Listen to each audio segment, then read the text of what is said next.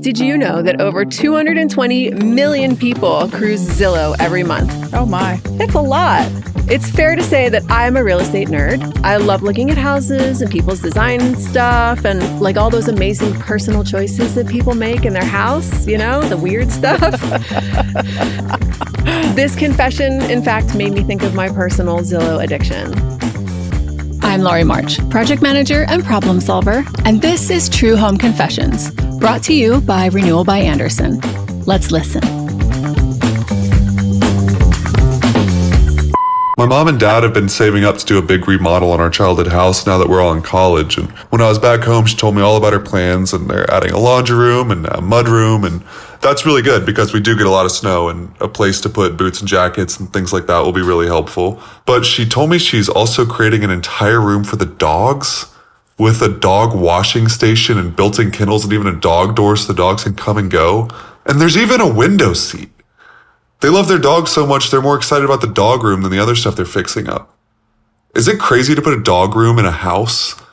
Like, what if the next people who buy the place are cat people? As you just heard, every episode, we field an anonymous confession about the crazy things going on in your homes. From real estate regrets to neighbor drama and fights with your spouse.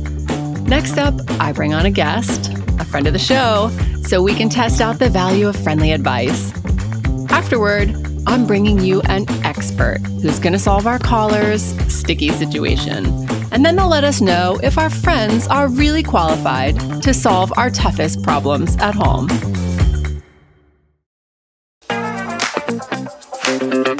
As you may know, the True Home Confession Show asks, is friendly advice good advice? Lending her brains, beauty, and footwear to this episode is Laura Hayden. Laura, is it true that you're a physical therapist and a stand-up comic? It is. I feel like the physical therapy might help with all the standing up. Yeah, I'm wearing shoes that I would never let my patients see me wearing, but I only wear them for you and for stage. They're amazing. Yeah. I can't wait to hear what you think about this. The gentleman should obviously be in radio. He has a fantastic voice. You've moved out of your house. I think your parents can do whatever they want. If they want to create a space for their dogs, clearly they care more about their dogs than you. They're spending your inheritance, creating a window seat for the pooches. But most people love their dogs that much. And I can't discredit the parents for doing that. Like, I wouldn't do that because that's a lot of money. But you know what? You moved out of the house. If they want to, you know, I was afraid he was going to say there's going to be a stripper pole in the room. Like, my mom's putting it in one of the. She took a a lap dance class because it's more fun than step aerobics, and she's decided to put in a pole. Like, I was waiting for something really crazy. Yeah. Like, dogs isn't really crazy, but I was waiting for really, really crazy. Yeah. And how many does she have? A pack? How many dogs does she have? I have questions. I did hear dogs plural. Yeah. A dog door so that the dogs can come and go. Built-in kennels. So, like, this is substantial. Like, would you kill a bedroom in your house and do this if you had like a 3-bedroom house? I know people that have created a bedroom for their boa constrictor or for like a lizard. And like, to me, that's real estate in California is too expensive to have a room for your boa constrictor or for a gigantic lizard. So wait, what state was that in? In this state. No. I have walked in. Well, you talk about having a Zillow addiction. My ex-husband was a real estate agent. Trust me, I've seen some crazy stuff. And the craziest, now we're on it, is facing toilets. His and her toilets facing. That's time that no one should share. Ew. So doggy room seems okay now, doesn't it? I'm looking back and it says they're adding on a laundry room and a mud room. So this sounds like outside of, like, this is an add-on. Which is kind of nice because maybe it's in the right spot and they can really do what they wanted and maybe it's near the driveway, you know. So this could be good. It could be.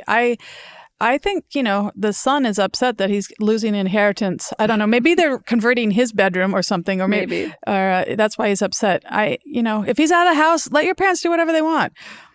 I mean, he did say they love their dogs so much, they're more excited about the dog room than the other stuff they're fixing up. But exactly, what was the other stuff? Maybe there was a pole. What do we know? Yeah, maybe. I mean, if they're getting a new kitchen, I would be more excited about that. It sounds pretty actually inexpensive compared to all the things you could do real estate wise. Laundry room and mud room. So like place for all your jackets. Yeah. And, I mean, actually a little practical. Very practical. With a door to the outside. Yeah. What was this guy's name? I think we need to talk to him. I think he has issues with his parents. I didn't get a name. We don't have a name on this one. Okay. People, these can be anonymous. So Okay. like people can choose to share or not, Okay. I feel like people give us fake names too when Yeah. they give us a name. Of course they do. They're not like, hi, I'm Lori and I want to tell you all about the stuff going on at my house. I think they're like, I'm Shmari. It's not me. And I live in Fudlin Hills. Yeah, exactly. Totally. Yeah. Yeah, it's not real. I actually feel like this is kind of selfless too. Like they're spending their money on a place for coats and jackets and dogs. I didn't hear that and they... laundry. Yeah. I'm like, I'm on team parents actually a little bit right now. Without more information, I think your parents are doing fine. Yeah. And I guess if I come down to the very last line, he says, is it crazy to put a dog room into a house? Like, what if the next people who buy the place are cat people? This is actually a fair question. If you put a major investment into your home for something specific, like kennels and like if people don't have dogs, if you ever need to sell your house, I don't think that that's a big problem to undo as far as like if you go to sell your house. Like I'd have to see what the plans are for the dog room to see, like, is it permanent? I mean, again, under, your Zillow obsession. I know somebody put a gigantic train set into their backyard, like the whole backyard concreted in, like a whole train set. Now that is a problem. That's a hard sell.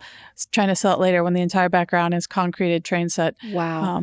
That's that I would have issues with. I feel like the like dog shower is specific, but I guess you could wash your boots off in that if you ever wanted to, you know? And then maybe the next guy comes in, he has, car equipment. And I know a guy that used to fix up cars. He'd take his stuff into the dishwasher. Now this guy, I know. Well, he was a bachelor. He had two when he got married. He put in two dishwashers, one for his car parts. No. Yes. A dishwasher for the car parts. So maybe, the next guy's a car guy and he can wash his car parts in the dog washing station.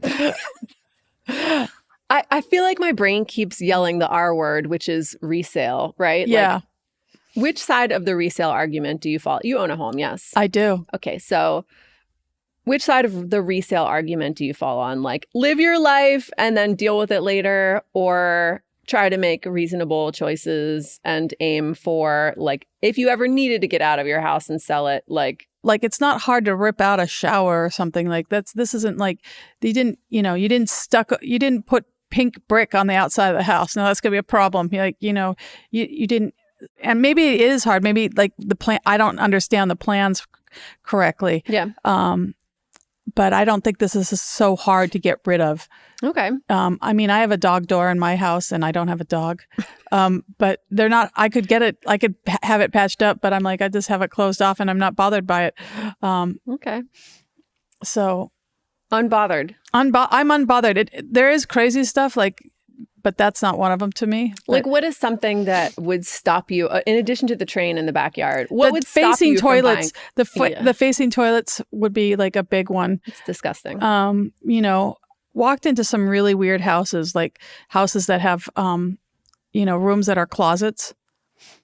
Like an escape room or like a safe room? A safe room, yeah. Like that's kind of crazy. There's a room that's like 3x3 with a lock on it. You're like, okay, what happened here? Yeah. Like, I don't like wasted space either. If it's cold and snowy, why wouldn't you want your dogs to have a nice place to be? It's just like, maybe she's going to get new furniture too. So she wants the dogs to have a room so they stay off her couch. Oh, this is smart.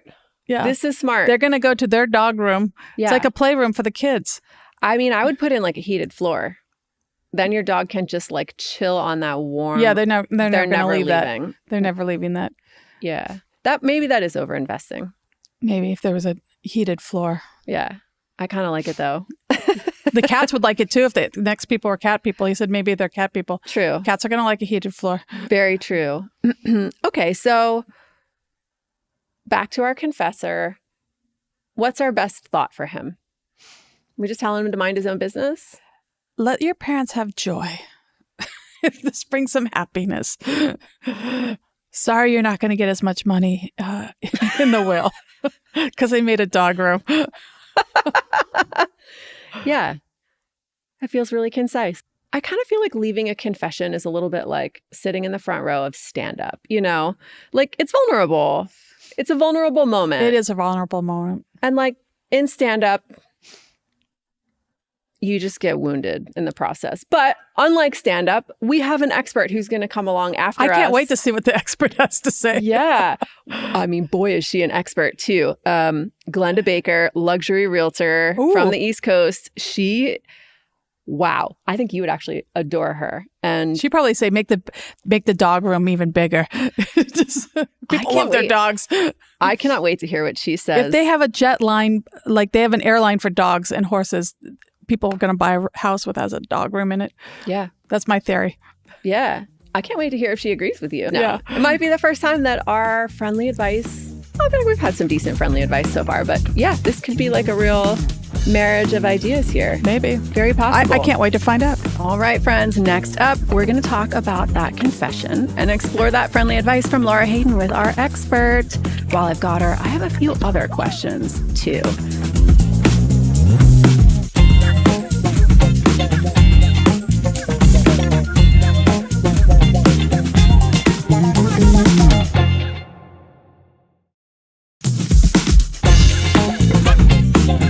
Today, we're talking with Atlanta residential real estate broker, the most recognized face and voice in real estate video, Glenda Baker. Glenda, between TikTok and Instagram, over 1 million people follow you for your very direct Southern attitude about real estate. I'm excited to be here with you, and I can't wait to talk about this confession. We've already had some solid nonsense, so I think we could probably use a dose of no nonsense here at True Home Confessions. And it's funny because I actually have a client that has a dog room. I love it. It does have heated floors. Yes. It has a separate tub and shower. It has a grooming table. There are beds built in. Oh my gosh. It is amazing. Wait, a grooming table? That's amazing. Yeah. I think we missed that in ours. Well, this one also has a television. So they've got TV in there and they've got, it's beautiful. Wow. That is they've wild. Got 2 dogs. I'd like to live there. Me too. By the way, our confessor called to share that his parents were planning a big remodel. He's off to college. This project includes customizations for this furry family member. And our confessor asks, is it crazy to put a dog room in a house? What do you say? Well, the thing about it is that probably when he lived there, he got to pick out his room and do whatever he wanted to do with his room. And now he's gone. Let his parents do whatever they want to do. So I would just say, let him have at it. If you've got enough money to do a dog room, he's not going to miss that in his inheritance. That's right. Laura said, I was afraid he was going to say mom was putting in a stripper pole. Doggy design, not so bad. She was also on team parents, it sounded like. Yeah, I'm with the teen parents. And, they may want to put a pole in. It's really good for exercise and keeping people limber. You want your parents to live a long time, right? We sure do. True Home Confessions ask Glenda, this is a big question. Is this friendly advice that we are taking? Did Laura get it right? Laura got it right. She got it right all day, every day, and twice on Sunday. All jokes aside, I feel like at the heart of this confession, it kind of sounded like our guy was worried that his parents were over-investing or over-personalizing their home. At a deeper level, it kind of sounded like a concern about real estate and money, right? Yes, it did. But in all honesty, it's one room in the house. So it's not like they, came in and did something that couldn't be changed back easily. Yeah, depending on where he is, the people may have a dog and it may actually be an asset. I feel like personalizing your home, sometimes people are really scared to do this. As we make choices, there's this voice in the back of our head from television that tells you, you're affecting your future resale value. It's like this insidious voice. But you've got to live in the house and enjoy it. I don't want to live in my house based on the resale.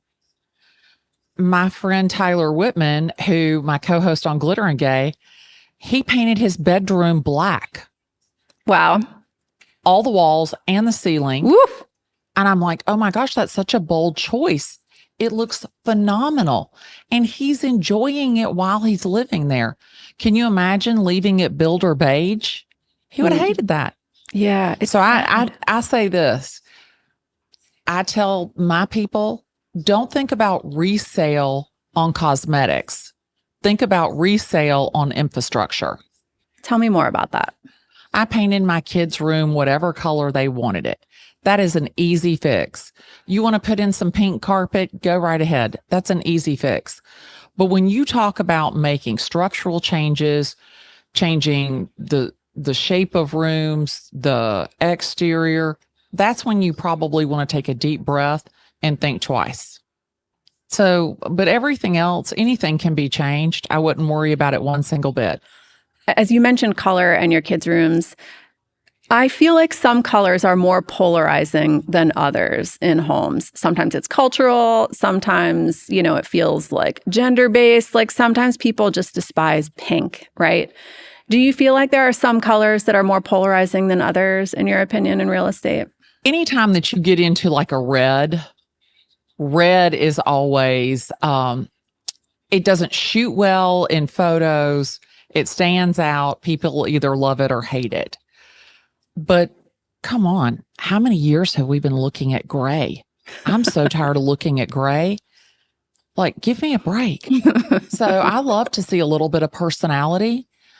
I showed a house the other day and it had a tiki bar in the house. And the agent, their listing agent, said, you need to take that out. And she was right, because the likelihood that somebody wanted a tiki bar, probably not so much. Yep. I also was thinking about, in that same vein, when you customize your house, there's a couple different ways you can customize it. It can be design and style, but it also can be sort of hobbies, interests, and desires, right? Like something that you did for a gym or a yoga space or a workout room might appeal to more people than something like a tiki bar, which is for a hobby of drinking, and also a very specific version of drinking, right? So, like, are there some customizations that appeal to more people than others? Oh, absolutely. And you think about it. Is it a house where people are going to entertain? Do you have a built-in bar? How does it walk out? Where is the swimming pool? There are lots of things that people do to customize their home that really are an asset. But the majority of times when you talk about customization and making it distinct, that's kind of where you turn left and go the wrong way. And that's the thing that people don't understand, is like, anything you can change. You don't like it? Do whatever you want to do with it. And the thing about it is that if you're looking at a home that's really distinct, it has some crazy things in it, think about probably the deal you can get on that house. Okay. So as a buyer, a house that's weird is good for you. But if we're back to our 100%. Yeah. Back to our confessor and his mom, potentially down the road, they would be the seller of this house. So it sounds like if our buyer is making out because stuff is weird, our seller is potentially losing out because the house is weirder than a comparable one. But think if you marketed it to the kennel club, people that were members of the kennel club in that area, do you think that dog room is an asset or a liability? So just spinning the way you're thinking about your marketing for this listing or outreach or whatever you're up to. Yeah. Yeah. Yeah. Who's your buyer avatar? And that's the thing that's really interesting. I mean, people can really customize anything, though. So I was nerding out on this and really thinking through, aside from built-in bars, wine cellars, movie rooms are a big thing for a lot of people. And, I've even seen like bowling alley or other specific gaming rooms, I feel like pool table room is pretty common. Bowling alley feels a little more like you're lighting money on fire because you've got a lot of money. I don't know. Am I wrong? Well, my neighbor has a racquetball court. And inside? I showed a house that had a gun range, Wow. a basketball court. Yeah. lots of very interesting, specific rooms. But, I had one guy, and I never will forget this. He had a Starry Night ceiling in the media room, and it had 7,000 fiber optic lights stuck through it that him and his daughter did as a project. And so it had so much sentimental value to him, and it looked phenomenal in this movie room in a $400,000 house. Wow. God, that's incredible. I've seen pictures of something like that, and I personally would be so impressed with that. And, like that feels like nature. How could you be mad at the Starry Nights? If you don't like it, you don't turn it on. They're little fiber optics. You would never see it. Like that feels like such a wonderful surprise for a future buyer. And I showed a house that was a swinger house. Oh boy. And how did you? It had a pole and a throne. I was just about to ask, what exactly defines a swinger house? It was crazy. I was like, he was running it as an Airbnb, and the numbers he was telling us about, I was like, there's no way. And then as we kind of went through the house, and there were like 35 beds in this 7-bedroom house, I was like, that's a lot of beds. and I turned around and I looked at him. I said, is this a swinger house? And he said, and it was the owner who was showing us through. And he told me, he goes, yes, we have parties. Oh my. He was quite proud. Wow. He told me I could come and be his guest. Of course he did. You're a babe. I'm sure he was like, come on over, Glenda. I was like, what the hell? And did you sell that house? Do you know, I showed it to my clients. One was a CPA and the husband was a goat herder. And it was just too much for them. They couldn't get past the whole swinger thing. Wait, so the CPA was married to a goat herder? I'm just checking on that one. Yep. That feels like a lot. Wow. Yeah. See, and you thought Laura was really funny. Glenda, be careful. We're going to have you come back as our comedian for the next round. I keep coming back to our fellow who called in. And, I feel like at the heart of it, we were talking about a personal choice for your home, right? And I think you mentioned something that really struck me. You said that sometimes a personal choice can actually make your home more valuable. Well, I mean, think about it. All the rage right now is the man cave. And having that like poker room or cigar room. And, years ago, you never ever would have thought that would have been an asset. Today, that's a huge asset. Think about indoor to outdoor living and people who do very, distinct outdoor spaces. They do living rooms outside. Those are assets now. So just because it's, not mainstream, don't think that it's not something that's going to be an asset. A unique or a well-designed home could lose a few buyers here and there, but to the right people, it could be speaking their language. 100%. And knowing who the most likely buyer is for that product is really the key when you're dealing with something that's super distinctive. I mean, that makes sense. I had a house that hung over the freeway and the buyer was deaf. Perfect house for her. Oh my God. Yep. Wow. Yeah. That makes so much sense. No lie. The back deck hung over the interstate to the point that when the cars went by, you looked like Beyonce. Wow. Oh my gosh. And this agent calls me. She goes, I've got the perfect buyer for your listing. And I'm like, have you seen it? And she goes, yeah. And they bring us an offer. They do the inspection and we get to closing, and I'll be damned if the lady's not deaf. Wow. Okay. A butt for every seat. My goodness. Absolutely.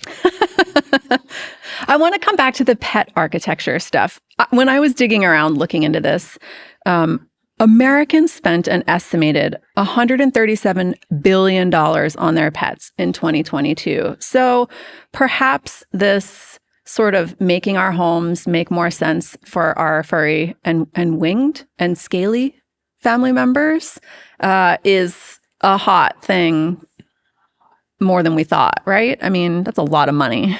You know, there are some areas of California that have more dogs than children. And I think that what a lot of people don't realize is your kids are grown and gone. You're home by yourself. You're looking for a companion. And whether it's a dog, a cat, a bird, a snake, whatever, you treat that pet, it almost takes the place of a child or a best friend or a spouse. And so I just think that a lot of people are getting into rooms that are specific for their pets. Yeah, it makes sense. And really think about like my client who has these 2 big ass dogs. It's 1,000 times better to put them in their little room that's all tricked out for them than for them to like run through the house like wild animals and scratch the floors. Sure. That's right. So I could make an argument that these pet rooms are preserving the majority of the house. Wow. Okay. Flip that one on its head. I love that. One thing I looked up too as I was digging, I kept bumping into this phrase, which gives me the giggles. Barkitecture. Architecture that is designed for dogs. 66% of U.S. households have a pet. Younger generations, like the millennials, 58% of them would prefer a pet to a kid. So, I mean, like, you know, coming out of this pandemic, everyone adopted pets.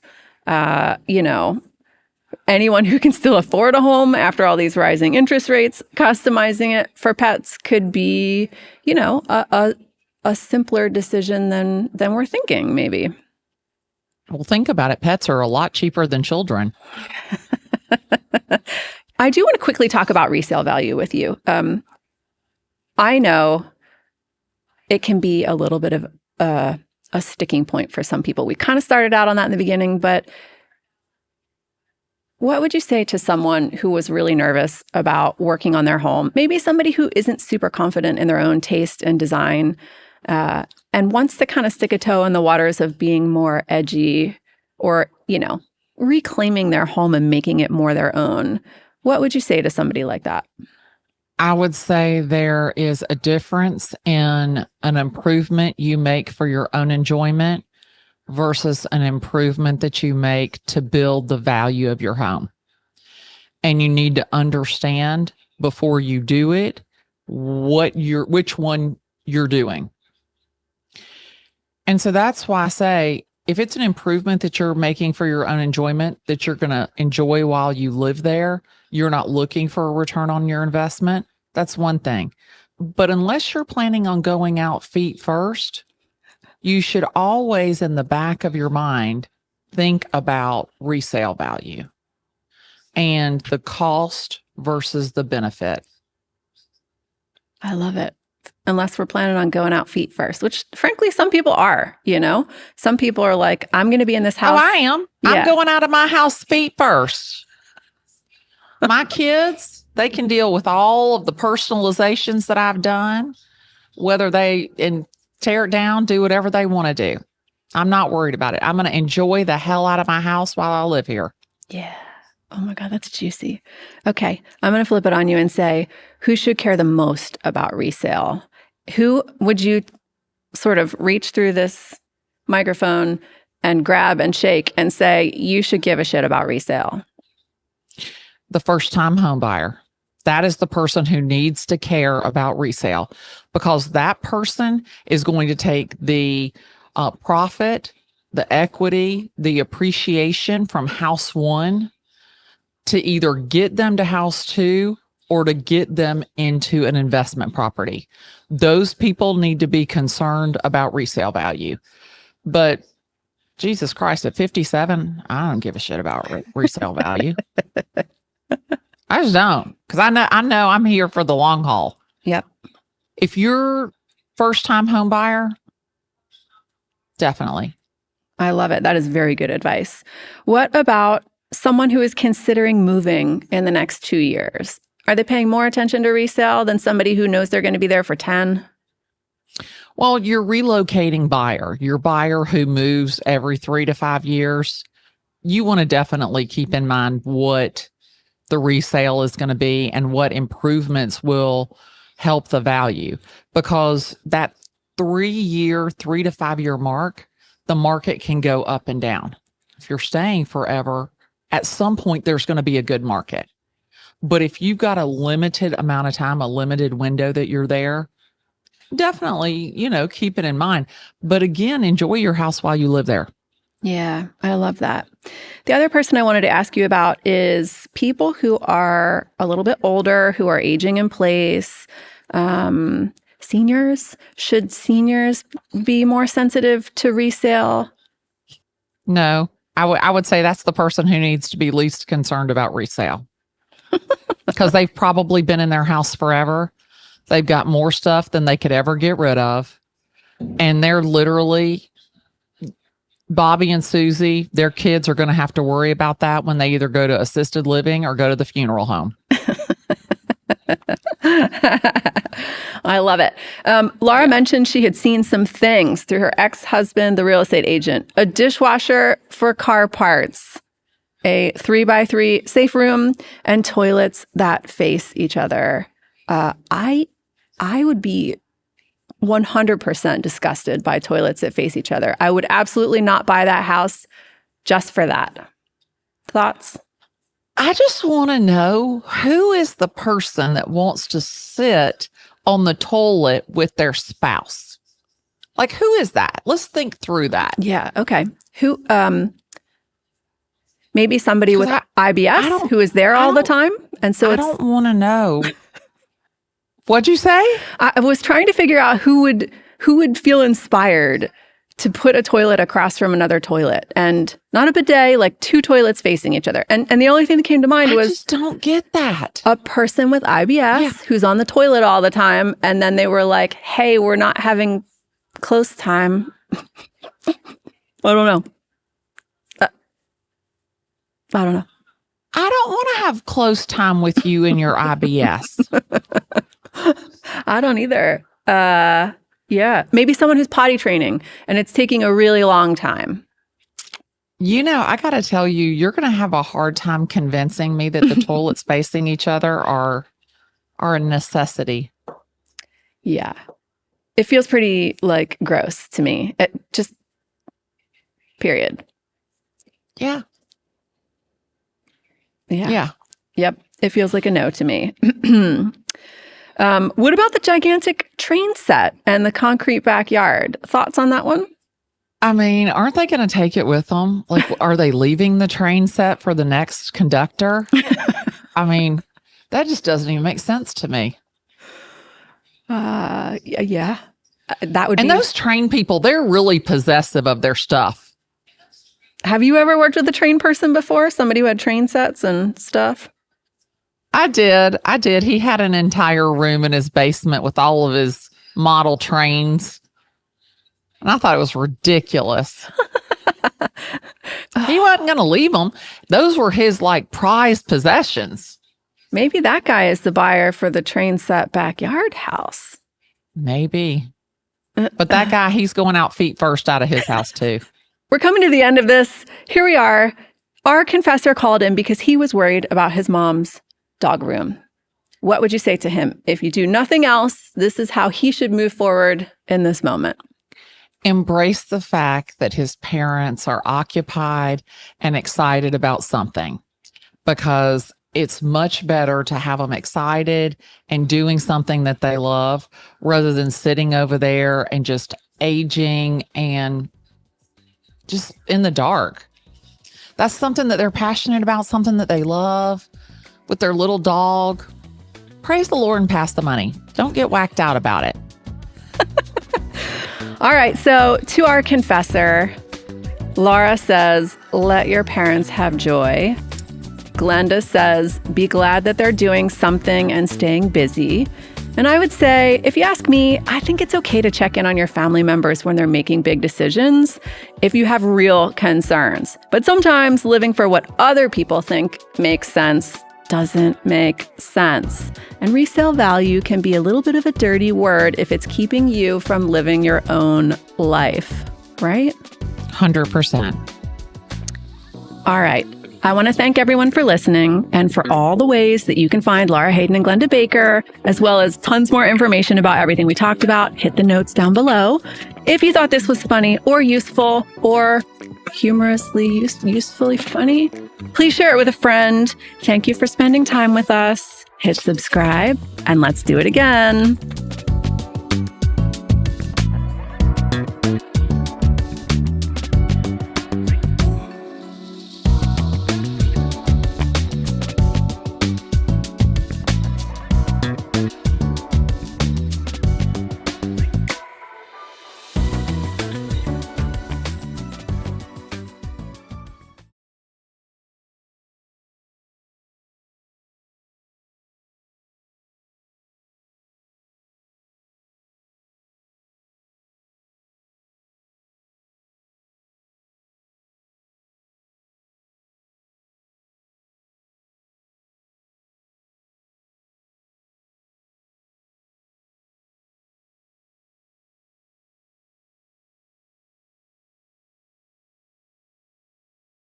Friends, I have a confession. We own a beautiful 1927 Spanish-style home. And when it rained, I kid you not, I used to have to run around the house and put towels under the windowsills to collect all the water that poured in. It was bananas. I waited for years to replace the old wood windows because I was afraid the new ones wouldn't match the authentic style of my home. When I couldn't put it off any longer, I worked with Renewal by Andersen, and they put all my nitpicky fears at ease. When I work with a brand, I'm big on real relationships. You're only going to hear from companies that I have vetted myself. And I can tell you the people at Renewal by Andersen are the best. I'm not just saying that because I'm a brand ambassador. I truly love this brand. If you need new windows and doors, here's a little offer for you. Buy one window or door and get one 40% off, plus an additional $200 off your entire purchase when you buy 4 or more. Special financing is available. Are you in? Give Renewal by Andersen a call at 844-290-2458. Back to the show.